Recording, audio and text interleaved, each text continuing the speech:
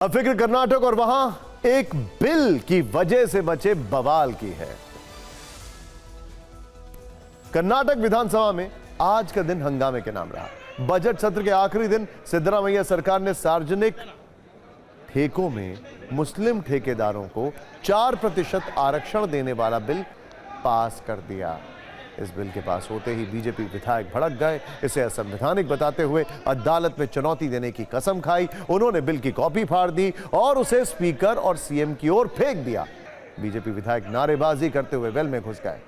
इस हंगामे का असर यह हुआ कि बीजेपी के 18 विधायकों को 6 महीने के लिए सस्पेंड कर दिया गया। उनको मार्शल के जरिए कुछ इस तरह उठाकर विधानसभा से बाहर कर दिया गया। अब बीजेपी ने इसे बड़ा मुद्दा बना लिया है। खैर, हम उस मुद्दे पर लौटते हैं जो इस एक्शन की जड़ में है, यानी सरकारी ठेकों में मुस्लिम आरक्षण। जिस दिन से कर्नाटक सरकार का यह प्रस्ताव सामने आया, उस दिन से ही बेंगलुरु से लेकर दिल्ली तक सियासत चरम पर है। पूरी क्रोनोलॉजी समझने से पहले आपको यह खबर एक बार फिर रिकैप कर देते हैं।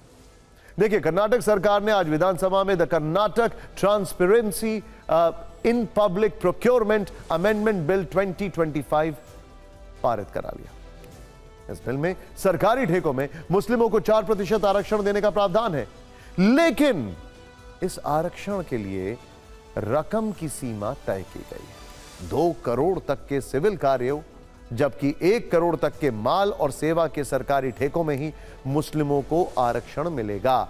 वर्तमान में कर्नाटक में SC, ST और OBC ठेकेदारों के लिए सिविल कार्य में आरक्षण है, लेकिन इस संशोधन के जरिए इस बार मुसलमानों को भी जोड़ा गया है। अब आपको इस बिल की क्रोनोलॉजी बताते हैं। 7 मार्च को सीएम सिद्धरामैया ने अपने बजट भाषण में इस बिल का जिक्र किया था। 14 मार्च को कर्नाटक कैबिनेट ने the Karnataka transparency in public procurement amendment bill 2025 को मंजूरी दे दी। 18 मार्च को यह बिल विधानसभा में पेश किया गया और आज यानी 21 मार्च को इसे विपक्ष के हंगामे के बीच पास करा दिया गया। अब यह बिल मंजूरी के लिए राज्यपाल के पास जाएगा, तब जाकर लागू होगा। इस बिल के राजनीतिक मायने क्या है, यह भी हम आपको बताने वाले हैं, लेकिन पहले आप कुछ बयान सुन लीजिए, जिससे आपको इस खबर का तापमान का अंदाजा हो जाएगा।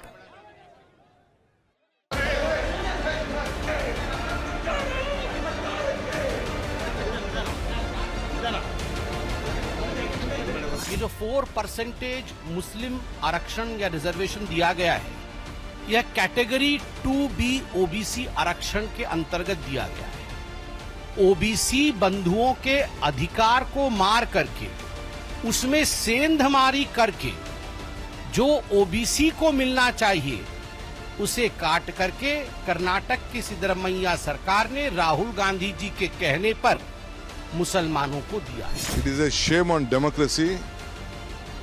BJP is uncultured party. They have lost the mandate of the people of Karnataka. Minority के खिलाफ RSS बीजेपी की जो घृणा है, हर जगह में जहां माइनॉरिटी का नाम आएगा, इसका जबान से जहर निकलता है। और विरोध हम करेंगे और हम कानूनी भी लड़ाई भी लड़ेंगे और इसके साथ ही साथ पॉलिटिकल आंदोलन करेंगे। कांग्रेस ए आलमगीर राहुल जेब, जहां पनाह की ख्वाहिश वाले शहजादे, जहां पनाह बनने का ख्वाब पाले, अरमान पाले, मुस्लिम तफक्कुद की राह पर है शहजादा। तफक्कुद मतलब तुष्टिकरण। कुर्सी की आसनाई में अंधे हुए हैं इस कदर कि दिन रात मुस्लिमे इश्क में गिरफ्तार है शहजादा। अब आपको कर्नाटक के सरकारी ठेकों में मुस्लिम आरक्षण वाले दांव का पॉलिटिकल इंपैक्ट बताते हैं। 2011 की जनगणना के मुताबिक कर्नाटक में मुस्लिमों की आबादी लगभग 13% है। लोकनीति CSDS का सर्वे कहता है कि 2023 के विधानसभा चुनाव में 70% मुस्लिम वोटरों ने कांग्रेस के लिए वोट किया था। राज्य में अभी कांग्रेस की सरकार है। कर्नाटक की कुल 224 विधानसभा सीटों में 40 सीटों पर मुस्लिम समुदाय ही जीत हार का फैसला करते हैं। मुस्लिमों को लेकर पहले भी सिद्धरामैया सरकार पर तुष्टीकरण के आरोप लगते रहे हैं। सितंबर 2024 में 2 जिलों में आंगनबाड़ी टीचरों के लिए उर्दू को अनिवार्य कर दिया गया था।